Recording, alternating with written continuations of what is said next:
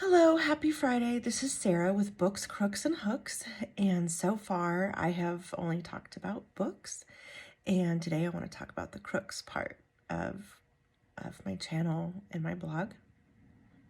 The true crime part about a case that I have been following pretty closely since it broke. But let me first back up and start by saying that for the last few years, I've been following a YouTuber. His name is Josh. And his channel is called the Dad Challenge Podcast. Some people love him, some people hate him, but the bottom line is he exposes a real problem, and it's a real problem that I could have become involved without even trying 15 years ago. And that problem is family vloggers. That's families that put their whole life on YouTube. Some of them post a couple times a week. Some it's daily, and it's everything that goes on with their family and their kids. And these kids cannot consent to this, for one thing. Also, the kids' stories, their entire lives, their privacy is being used to line their pockets of their parents. Now, do the kids benefit from that in some way? Yeah, in most cases, probably they do. They get to go on trips and they get all the best of everything. They've got the latest iPad, the latest iPhone, the latest expensive shoes and what have you. And they know, the kids know that if they don't put their lives on the internet, that they won't have those things anymore. So they're sort of coerced into it. But anyway, so the Dad Challenge podcast exposes this problem and shared how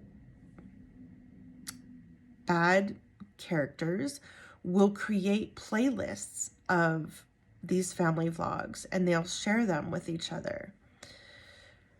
And it's certain types of vlogs usually. It's vlogs of the kids at the dentist with their mouth open.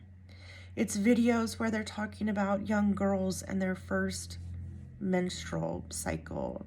And they'll talk about shaving their legs, and they'll literally show the mom teaching the daughter how to shave her legs on YouTube. What? Why? But anyway, it's a whole thing, right? And so he brings awareness to the situation because bad things happen. Literally a young girl, a teenage girl who had a TikTok. So this is a little bit different from the usual family vlog thing where the mom is kind of running it and everything. This is literally a teenager who flaunts her stuff on TikTok, and a stalker showed up at their house with a gun to shoot at them. And I guess, if I'm remembering correctly, the gun jammed or something, and the stalker ran off, but he came back. And when he came back, Dad was ready for him. I mean, these are the horrible things that happen. One of the family vloggers, in fact, she's involved in this case indirectly that I'm about to bring up. There's a video of her just crying because a fan showed up at her house and wanted to come in and have dinner with them or just something off the wall, because people become so obsessed with these families because they're feeding their content every day. These people, they feel like they really know them, like they're their friends, like they're part of their family. I mean, literally the vloggers will say, "Hi friends," or "Welcome back to the blah blah fam," or whatever. And people get really messed up and do inappropriate things, scary things. And so it's really dangerous. It's really scary. And when I say that I can't remember if I said that at the beginning of this video. I've done a couple different retakes, but I could have gotten caught up in that, not really kind of indirectly in vlogging.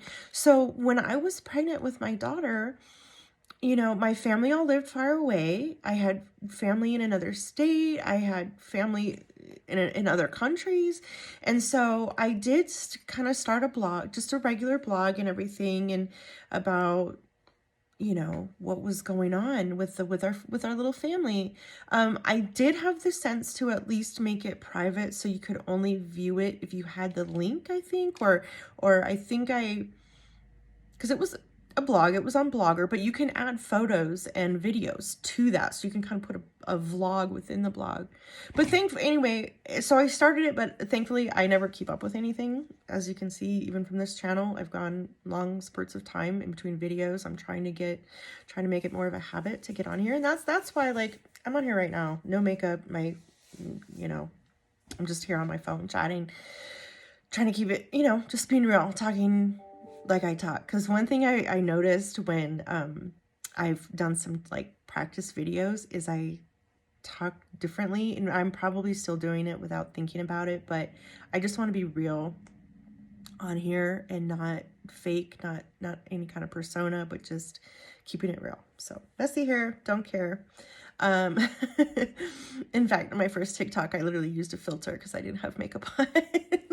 Kind of embarrassing. But anyway, I mean, it's not embarrassing, but it is. Anyway, all I have to say, so I didn't keep up with the blog, thankfully, because it could have become bigger. Like, what if I had decided for whatever reason that, oh, I don't need to keep this private, anyone can see it, thinking that no one's going to look at it, right? But my friends and family. And I think that might have been how some of these family vlogs got started, is they were just documenting for their friends and family. And some of them have said that, but you know, it's for the memories, But the problem is they kept with it even when they got really big and realized, oh, the whole world can see this and hear what I'm saying and see these images of my kids.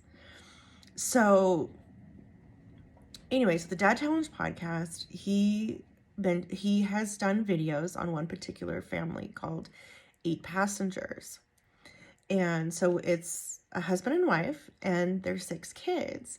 And they literally, you know, at some point put like their logo on their van. I think their license plate even says 8 Passengers. So everywhere they go, people know who they are. And even if they haven't seen the YouTube channel, then they would look it up. And now, you know, that helps grow their audience too. But now people can connect that the people that they're seeing on YouTube is the family that they're seeing in public at the pizza place, at the amusement park, at whatever, right? So it's really scary because there's dangerous people out there. But with this family, 8 Passengers, and the mom's name is Ruby Franke. Their last name is Franke, Franke.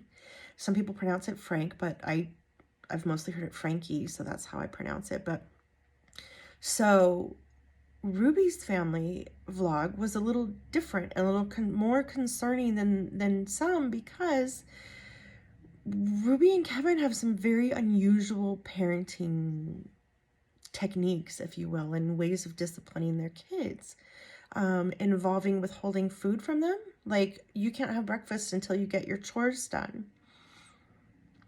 Okay, maybe as one thing, like maybe that's not so bad, and maybe you're just trying to get them to do their dang chores, and it's not like you're gonna withhold food from them forever, because they're gonna do their chores, right? It would incentivize them to get the chores done. So on its own, you know, maybe there's different ways of looking at that. But the thing is there's so many little things that add up and add up and add up that are weird and are like borderline, maybe not even borderline, but abusive. They sent their son to one of those wilderness camps to fix whatever problem they were having with him. And then it seems when he got back, maybe it didn't fix everything because he was still playing pranks on his little brother. Okay, I have 2 older brothers. Like, that's what happens with siblings. But my brothers did some crazy stuff. I mean, cardboard box down the stairs. The stairs were carpeted, but the tile at the bottom was not. But anyway, that's a whole other issue. But growing up with siblings, I mean, stuff happens. You're going to get pranked. I mean, I think one of the things that the teenage son did to to his younger brother is he woke him up early in the morning and said, hey, get up, get packed. We're gonna go to Disneyland. And so he's so excited and he's getting ready, and he's not even paying attention to the fact that the rest of the family is still in bed. And he literally like goes out to the car and he's ready to go. And then he finds out he's not really going, right? And so because of that, and I think he like hung him from a basketball hoop or something. Which, yeah, is bad depending on exactly how he went about it. But and even when the family's telling this story, like everybody's laughing. But the punishment for the teenage son, if I'm understanding correctly, this is after he got back from the wilderness camp. So this isn't what sent him there. This is the behaviors that he continued when he got back. He's a teenage boy. He pranks his brother. They took away his bedroom. He didn't have a bedroom. I think he slept in the basement, like on a beanbag. Not for a couple nights, not for a week, for months. I think it was 4, maybe 6 months. I'm not sure, but it was months, plural. So that was kind of crazy. There's another one where her, I believe the daughter was in like preschool or kindergarten, and she was responsible for making and taking her lunch. And she told her mom that she had packed her lunch, but when she got there, she had not brought her lunch. And the teacher texted Ruby and said, hey, your daughter forgot her lunch. Could you just, drop her off some food at the school? And she didn't. And she wouldn't.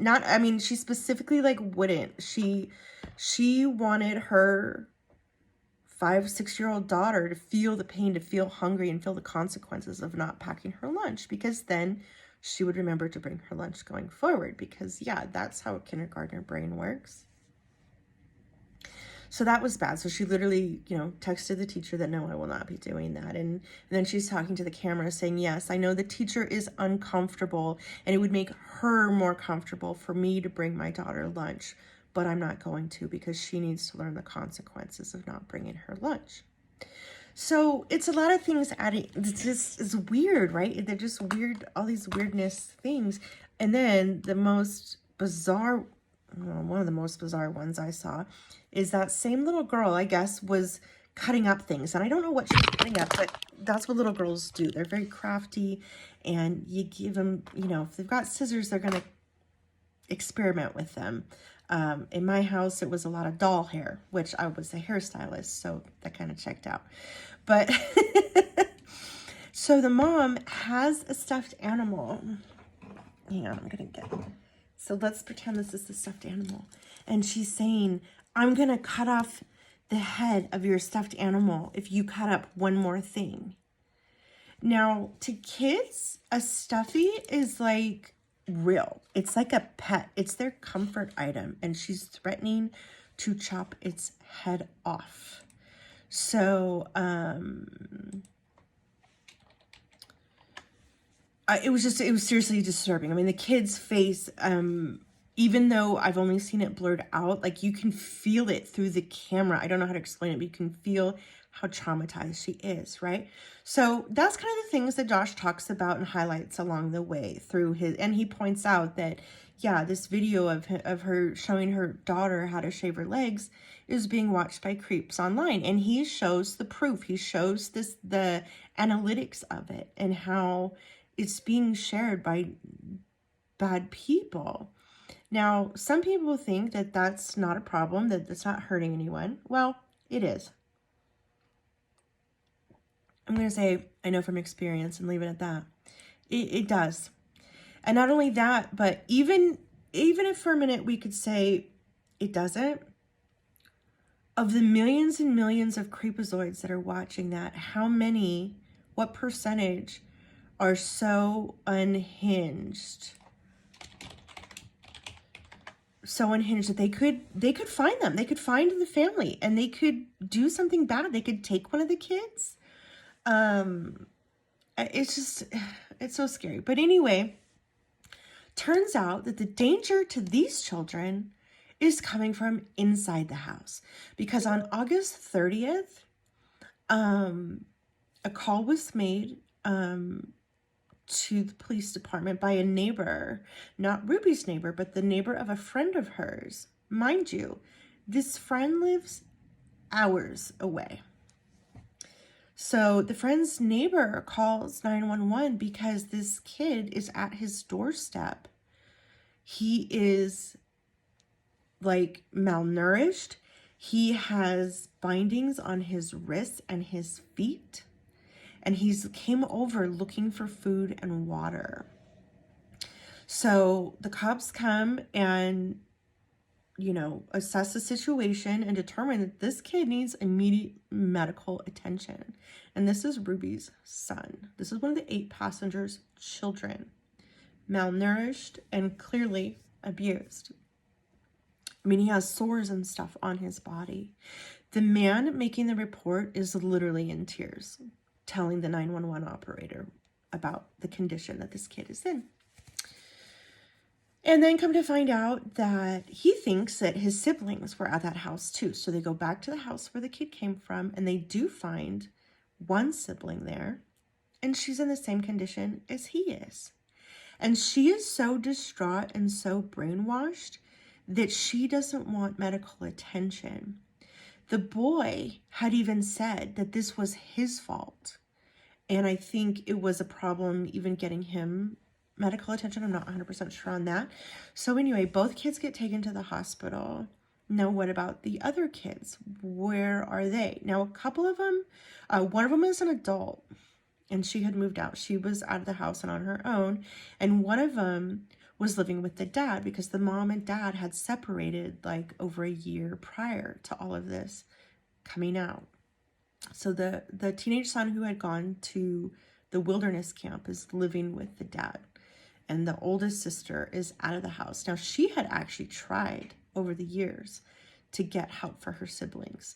She had tried to call in for wellness checks and things like that when she had heard from neighbors that the younger kids were at the home for days on end without an adult.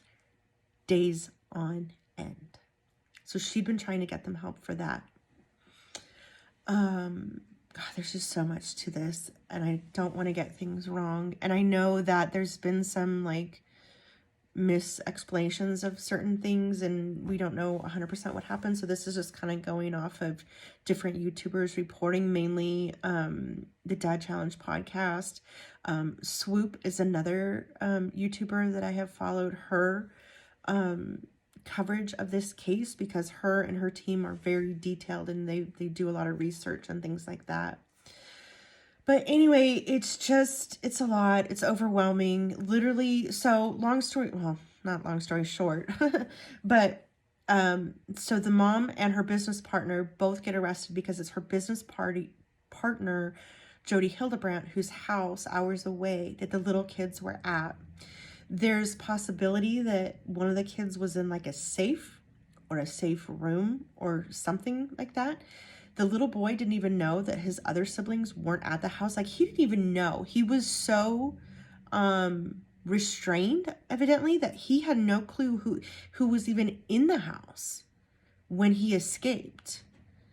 So anyway, so what I've been watching recently is the body cam footage of when the cops went to pick up I guess you call them the 2 middle kids, right? You've got the 2 younger kids, older kids that are still minors, and then the son who, I'm not the one that went to the wilderness camp.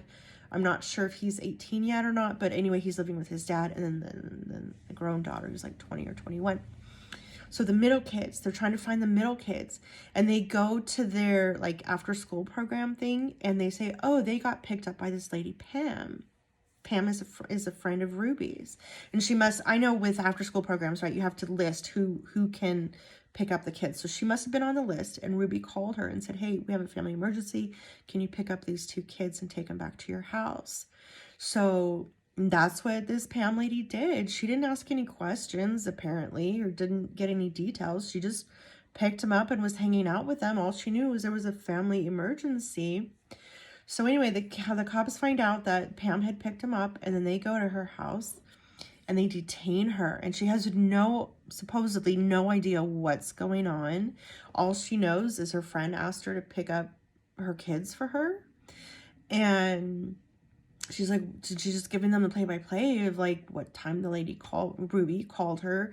She picked up her kids, what they did after. Oh, we went to get ice cream. We had some lunch. The kids have been helping me clean because I've got company coming over and everything.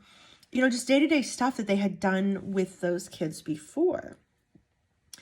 So, you know, she's going off on this, but she's like, why am I being detained? What's going on? And then they start to tell her some of this stuff, and she doesn't really look surprised, which is eerie and creepy. So anyway, It's a lot. There's a lot of detailed content out there, and I don't have the time or capacity to do the research that these guys do, but it's just a really heartbreaking, devastating story, and I encourage you to check it out. And get educated and up to date on the dangers of family vlogging, because even if you don't do it or follow it, it's good to be aware of the problem and the risks associated with it, to raise awareness and maybe start talking, writing letters to your government officials, to your representatives about it, because the parents aren't protecting their kids. YouTube sure isn't protecting the kids. Why would they? They make bazillions of dollars every year from the exploitation of these kids. So anyway, that's what I have for today on the crooks part of Books, Crooks, and Hooks. Thanks for watching.